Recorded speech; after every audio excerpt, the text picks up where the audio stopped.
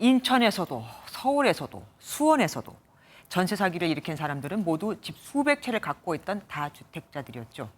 지난 5년간 다주택자 1,000명이 얼마나 집을 사들였나 봤더니 무려 4만 4천 채에 달했습니다.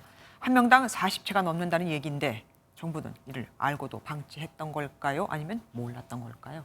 배준우 기자가 보도합니다.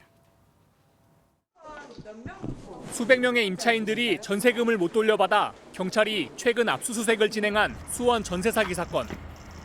피해자들은 임대인 정모 씨 일가가 소유한 주택 671가구에서 피해가 예상되고 금액이 810억 원에 달한다고 주장하고 있습니다.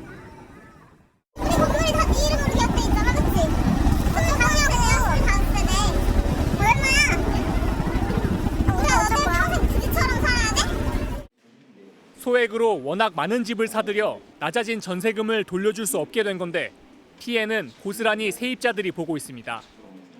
그런데 문제는 이런 방법으로 수십 채, 수백 채를 사들인 다주택자가 이곳뿐만이 아니라는 겁니다.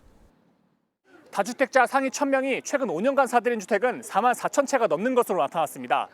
한 사람 평균 44채를 구매한 셈인데 가장 많은 주택을 산 50대는 매수 건수가 800채 육박하고 총 매수 금액은 1,150억 원이 넘습니다.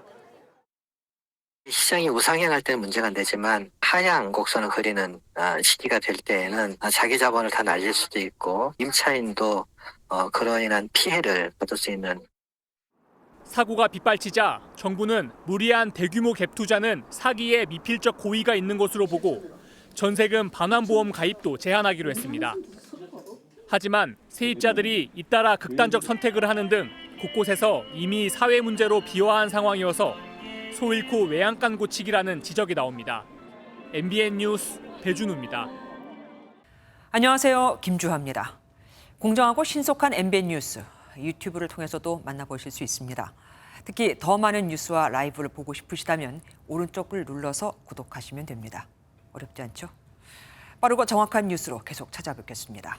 MBN 뉴스를 시청해주신 여러분 고맙습니다.